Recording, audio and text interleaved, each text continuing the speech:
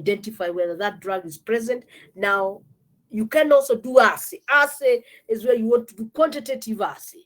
There is a label within the drug that is telling you the amount of streptomycin that is in perhaps every 1 ml of the drug. So you just want to do a quantitative assay to ensure that what indeed the claim on the label is actually true, or it is within the specified standards within the pharmacopoeias. So you just do the assay. You can do microbiological method that you should be able to learn, I think, in pharmaceutics. You can also do photocalorimetry. Photocalorimetry will be based on the Malto test, because the intensity of the color will be dependent. Intensity of the color dependent on the amount of streptomycin. So the photocalorimetry, you will do your Malto test. This one we did, but you will measure the intensity of the coloration. That is the photocalorimetry. Then, but you can also do, the most important is serimetry. Serimetry. When you talk about serimetry, this is a redox titration. Serimetry is a redox titration. Remember, cerium can either be 4+ or 3+. And because of that shift existence in different oxidation states, we are used to use cerium as an oxidizing agent. You can be able to use cerium 4+ as an oxidizing agent, where itself it becomes reduced. So we start. So you start with your Malto. That is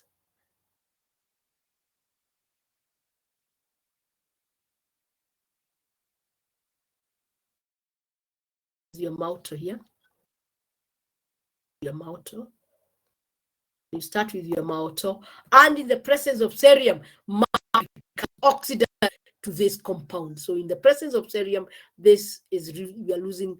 You loses 2 electrons. In the presence of cerium 4+, it will lose 2 electrons. Every Malto molecule will lose 2 electrons, and therefore it will release 2 hydrogens, and this hydroxyl group will be oxidized into an oxo, or it will be oxidized into a carbonyl group. That implies that you can use cerium 4+, and every cerium ion receives 1 electron. That means if you are writing an equation between the Malto and cerium, every 1 Malto you react with 2 cerium 4+. So every 1 Malto will react, because a cerium change of cerium 4+ to 3 on 1 electron, and this is giving 2 electrons. So every 1 Malto molecule will react with 2 cerium 4+ to give you 2 cerium 3+. So that is the reacting ratio. Remember, stoichiometry is very important. You must establish the reacting ratio. You must be able to write the equation to show how this is reacting, because once you get the stoichiometry correct, and you know how much cerium, cerium is what you have in the burette. So you have cerium 4+ in the burette. You have drug, which is streptomycin, which is in the conical flask, and you will add your cerium until you have a color change. What is our indicator? We are using, this is not right, it should be ion 2+. We should be using ion 2, because the ion 2 at the end point, when all the Malto has reacted, the ion 2 will be reduced. So the ion 2 now is the one which will be reduced by the electrons. It will be reduced in place of the Malto. So the cerium 4+ will react with ion 2, Fe2+, to generate cerium 3+ and and ferric ion, or ion 3+. That's why I've said here we must start with ion 2 chloride. So our indicator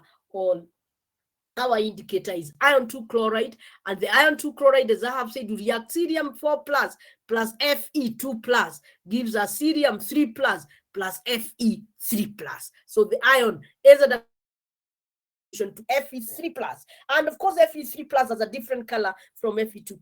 Fe3+ is usually brownish. It is usually brownish, and therefore there will be a color change. When you observe a color change in your conical flask, you know you have reached the end point. And at the end point, you measure the amount of cerium which has been used to oxidize. So to oxidize our streptomycin, and using the stoichiometry 1:2 ratio, you calculate the number of moles of your serum, and you know your serum moles are 2 times the number of streptomycin moles, and therefore you can't be able to know the amount of streptomycin that you started with. So again, I repeat, you must be able to write balanced equations. You must know what is happening. The streptomycin is malto is undergoing oxidation, whereas the serum is undergoing reduction. So it's a redox titration using serum 4+, and that is why we are calling it serimetry. And of course, using iron 2+ as an indicator, and slightly beyond the endpoint, then you will find your solution changing, and when you get that color change, you measure, or you take the measurement of your serum or the volume of serum that is used, and using correct stoichiometry, you can be able to calculate how much of your serum, how much in moles of the serum that has been used, divide by 2, and that will give you the moles of streptomycin. Said our major interest is where you are using streptomycin in the management of TB. We have, of course, said it has disadvantages. It has to be given parenterally.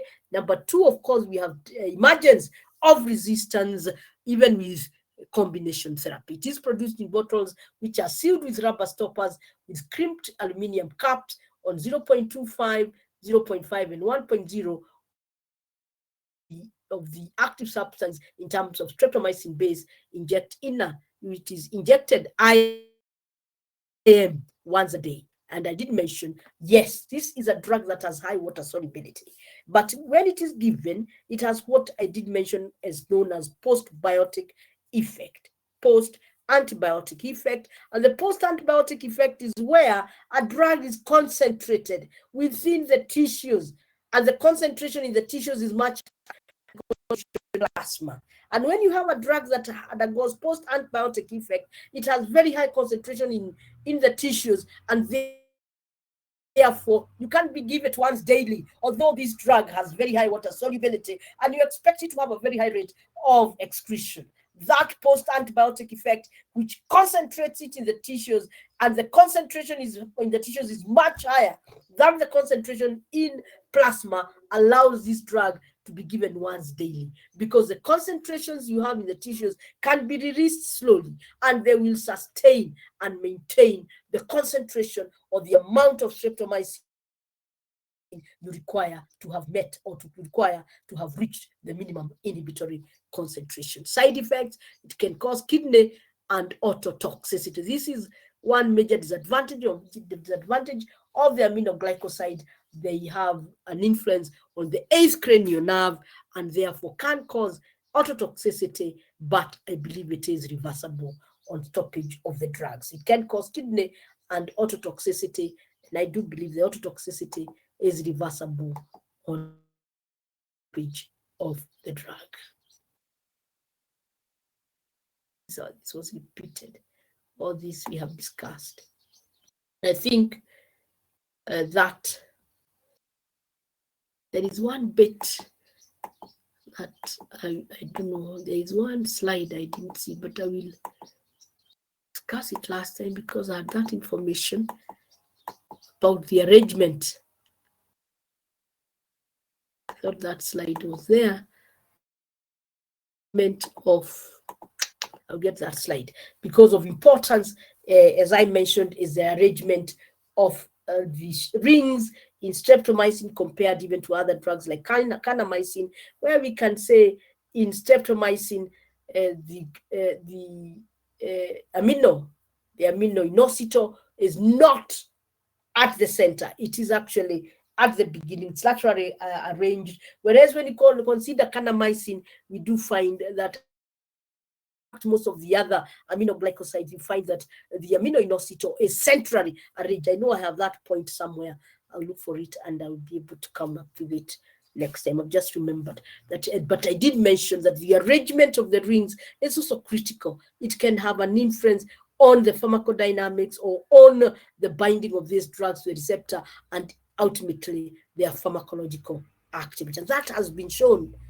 Difference in the amino inositol, difference in the of the rings, even difference, of course, in the sugar. So that can have an influence on the spectrum of activity of these drugs. And because we are seeing streptomycin, because of the difference that brings about, streptomycin, which is a naturally occurring drug, it has good activity, of course, to good activity against the sensitive mycobacteria, tuberculosis microorganism. They must be sensitive, because if they have developed resistance, then you have no choice. You'd have to go for other drugs. So that again finishes streptomycin and streptomycin and TB, with the exception of that one slide, which I know I have it somewhere, but I have mentioned that what we are saying is that when you look at streptomycin, the rings have a different arrangement.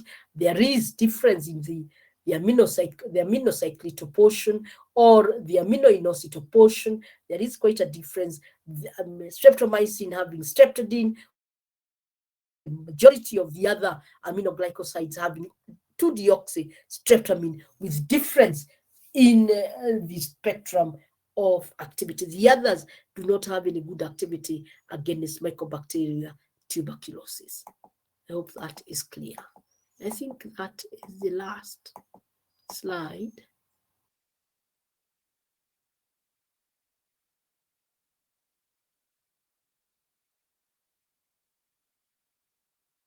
That is precise slide on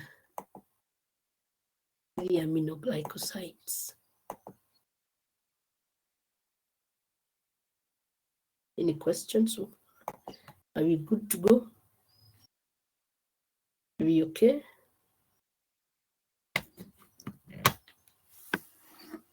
So I still have some time. I wish then I can introduce the other drugs, are also simple drugs, so we can be able, it was my wish that we can be able to finish them. They are quite simple drugs. So the next drug, which also is a second line drug, is para-aminosalicylic acid. Not much used because of its toxicity. But of course, initially when there were no better drugs, of course, it was an important drug in the management of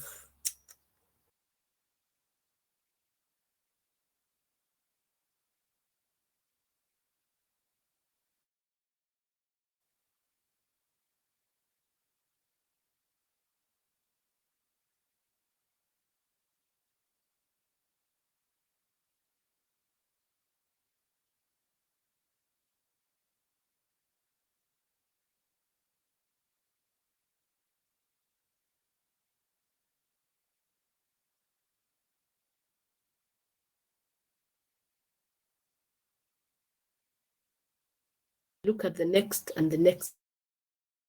As I have said, it's a very simple drug which is structurally related to salicylic acid.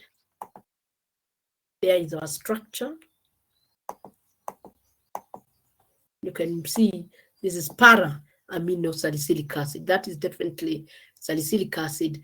And on the para position, para to the carboxylic acid, you put an amino group. And that drug was found to have anti-tuberculosis, antimycobacteria activity. So we are saying it is utilized as a second-line agent today. A combination of bacterial resistance and severe side effects has greatly reduced its value. It's a bacteriostatic agent. PAS is used at a very high dose of up to 12 grams per day, which causes considerable GIT irritation. So it has, of course, development of resistance. It has GIT toxicity, and that definitely will limit or restrict its therapeutic indication. In addition, there can be hypersensitivity reactions.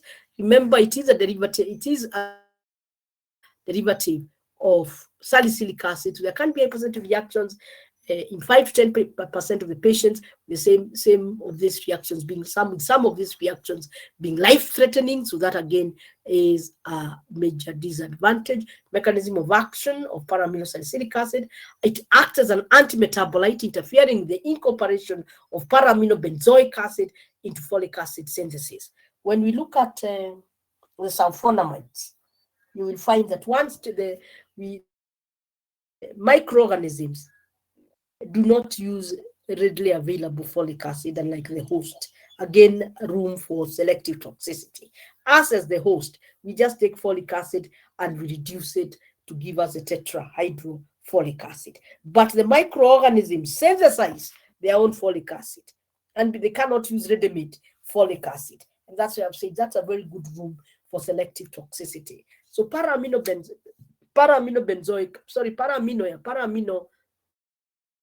salicylic acid acts as an antimetabolite, and in place of the para-amino benzoic acid, when you're making folic acid, one of the metabolites that you require to use in the synthesis of folic acid is para-amino benzoic acid. So you have benzoic acid, COH, and an amino group at the para position without the hydroxyl group. So the para-amino benzoic acid is a very important constituent or precursor for the formation of folic acid. So when you give para-amino salicylic acid, the microorganisms are not able to differentiate between para-amino benzoic acid and para-amino salicylic acid.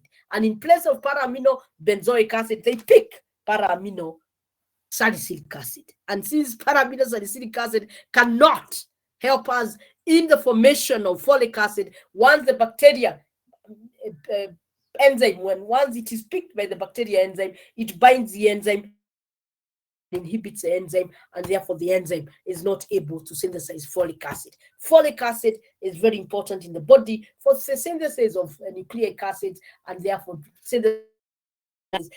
the minute you inhibit the synthesis of folic acid, you will inhibit the synthesis of the nucleic acid, and therefore you will suppress the microorganisms. And that is the mechanism of action where we are saying it will act as an antimetabolite, it will deceive. It is able to competitively inhibit the enzyme.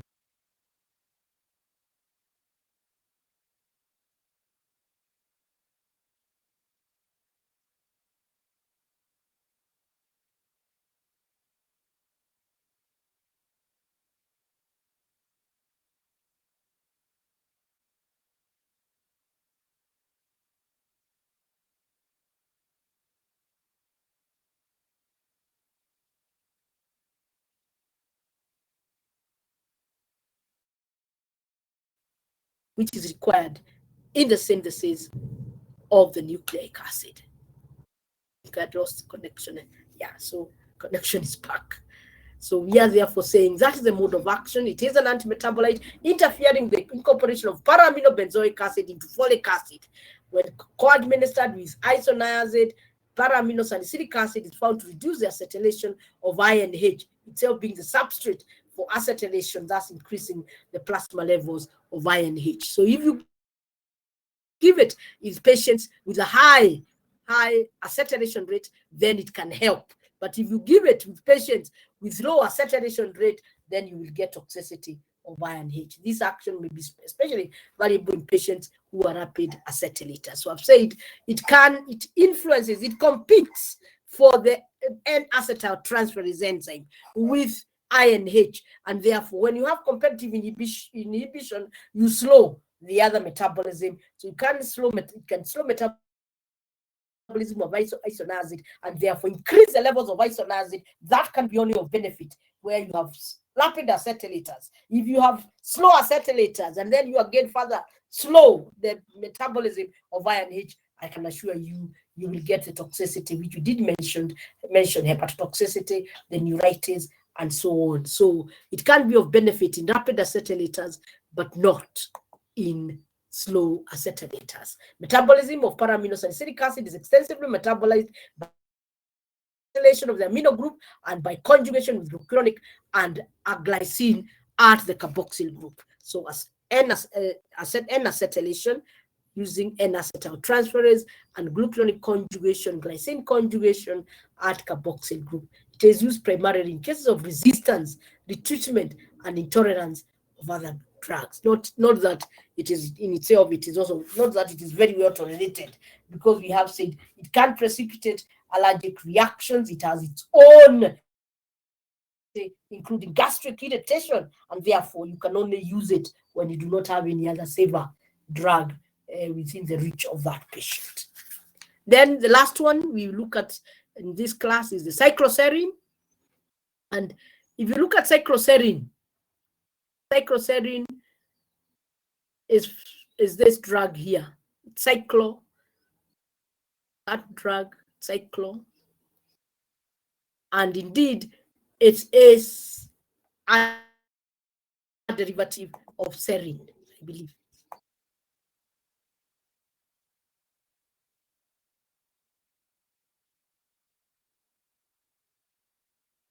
So if you look at this, definitely this is the structure of serine. You can see the CH2OH. This is a structure of serine. So all that has been done.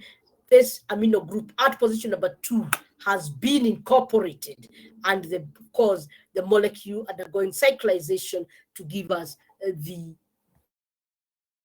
cycloserine. So it is cycloserine, and as I have said, the major difference between cycloserine and serine is that definitely serine does not have this extra. You see, this amino group is the same as that amino group there.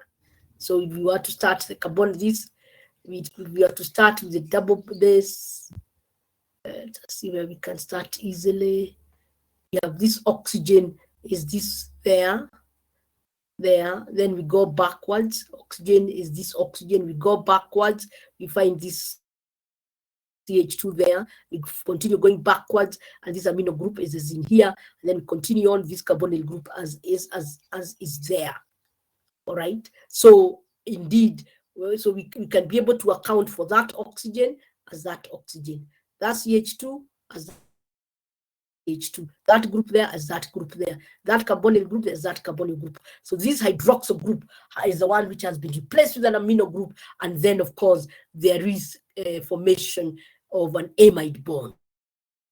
So that is replaced with an amino group with formation or cyclization to give us the cycloserine. So it's an analog of the amino acid serine, and it exists in the cyclic form, a 5-membered ring containing oxygen and nitrogen, and at adjacent positions, oxygen and nitrogen at adjacent position, cyclization of serine with addition of amino group, or with addition of an amino group, also called isoxazolidine, or it cannot.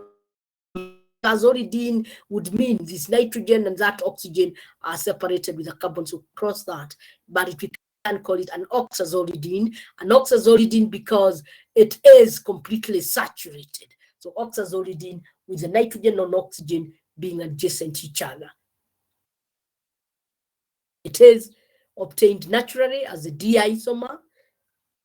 So it's naturally occurring, the cycloserine is naturally occurring as a D-isomer. It contains a keto group at position number 3, and you can see, and an amino group at position number 4, that one there, which is in front of the D-isomer.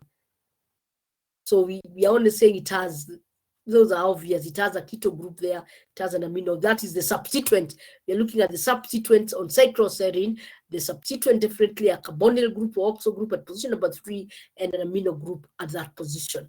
And it is the D-isomer that is found to have activity. It is a second line anti-TB drug from streptomyces, but not now being synthesized in the laboratory. When we have molecules that are looking so simple, these are molecules that look simple, it has no complexity. Those molecules, and with a simple structure, they can be totally synthesized. It causes CNS toxicity. Bacteria become resistant after some time, again, room for combination therapy. It acts on the cell wall of bacteria and is not selective against mycobacteria, tuberculosis, because all bacteria contain peptidoglycan. In other words, it acts. If you look at the summary, I think that is when we were looking at antibiotics. We did mention those drugs that act on the cell wall. And one of the drugs was also cycloserine. In addition, we did mention there are 2 categories of drugs that work on the cell wall. There are those which are structurally similar, which were the beta-lactam antibiotics, and there were others which had no similarity. And one of the drugs that we had was cycloserine, and I think also vancomycin. No structural resemblance, but they can still work on the cell wall. Remember, the cell wall of the microorganisms has peptidoglycan. And for the mycobacteria tuberculosis, it does not only have peptidoglycan, it also has arabinoglycan, as we have mentioned. And because of the uniqueness of the cell wall of these microorganisms, again, we can have selective toxicity. You can have this this drugs going specifically for the microorganism, for the specific portion of that microorganism, which is different from the host, and therefore, though they will cause toxicity, they will indeed minimize the toxicity that they will cause. Mechanism of action: it acts on the peptidoglycan part of the cell wall rather than the outer cell wall. The D-cycloserine is considered to be the active form of the drug, having its action associated with the ability to inhibit two key enzymes. So this drug, the D-cycloserine, inhibits two enzymes, and these are the enzyme D-alanine racemase, ligase. The D-alanine is an important component of the peptidoglycan portion of the mycobacterial cell wall. And of course, we are saying you add the D-alanine onto the cell wall, and you can see what exists in nature is the L-alanine. D-alanine does not exist. So you must change the L-alanine to the D-alanine using a specific enzyme. The host does not require the D-alanine. D-alanine, again, an area for selective toxicity. So that's what you're saying. The D-alanine component of the peptidoglycan portion of the mycobacterial cell wall, the mycobacterium, are capable of utilizing the naturally occurring L-alanine and converting it to the D-alanine by the enzyme D-alanine racemase. Remember, when you convert one stereo from one enantiomer to the other, the enzymes we normally use are the racemase. So the D-alanine racemase will convert D-alanine, L to D-alanine, because it's the D-alanine that is required in the synthesis of the peptidoglycan portion of the cell wall. The resulting D-alanine is uncoupled. You put two D-alanines together. The resulting D-alanine is coupled with itself to form D-alanine complex under the influence of D-alanine ligase. So the ligase is the one which brings the two D-alanine together, and then those two D-alanine together are now the ones that complex or that are added into the cell wall. So the D-alanine ligase, and this complex is then incorporated into the peptidoglycan of the mycobacterial cell wall. So again, a lot of selective toxicity here. It's because, as we have said, one, the host does not have peptidoglycan, the host does not use D-alanine, the host uses L-alanine. So the microorganism must have a specific enzyme to be able to convert the L-alanine to D-alanine. And that's what we are calling the D-alanine racemase enzyme. So you convert L-alanine to D-alanine, and then you couple them together, bring them together, and then after that they are incorporated in the can. They are needed in the peptidoglycan as part of the complex structure of the peptidoglycan. Under the influence of this complex is incorporated into the peptidoglycan of the mycobacterial cell wall. The D-cycloserine is a rigid analog of D-alanine. Therefore, it competitively inhibits binding of the D-alanine to both of these enzymes and its incorporation into the peptidoglycan. So we are saying, therefore, this D-cycloserine, and that is why it has to be the D-cycloserine. Can see we also talking about D-alanine structural similarity, structural analog of the D-alanine, and therefore instead of the microorganism picking the D-alanine, it picks the cycloserine, an inactivation, and therefore interference with the synthesis of the bacterial cell wall, and hence lysis and death. Resistance associated with an overexpression of the D-alanine racemase. In other words, you make the enzyme, the D-alanine racemase is the enzyme that is forming L-alanine, changing it to D-alanine. So although you have the cycloserine, the microorganism has an enzyme that is able to make high concentrations of the D-alanine. Remember, these blockages or these inhibitions are concentration dependent. When you have competitive inhibition, it is concentration dependent. So once you have a very high concentration of the D-alanine, even in the presence of the cycloserine, the microorganism will still be able to make its cell wall. Of course, a bit of it sometimes might be defective, but it will be able to make its own the cell wall because it's competitive inhibition. Competitive inhibition is concentration dependent. So the minute you have a lot of D-alanine racemase, then you will have development of resistance. So we are saying that is our D-cycloserine, and that is our D-alanine. And now we are saying you have L-alanine being converted to D-alanine, of course, by the D-alanine by the D-alanine racemase, or by the racemase enzyme, and then the D-alanine, you pick two of them and you couple them together. Of course, again, the enzyme is the ligase enzyme, them coming together and then incorporated into the peptidoglycan cell wall of the microorganism. And once, therefore, you interfere with this system, or you interfere with that process, then you will have defective peptidoglycan. And once it's defective, then it will not be to fulfill its purpose of being rigid and, of course, protecting the inner content of the microorganism.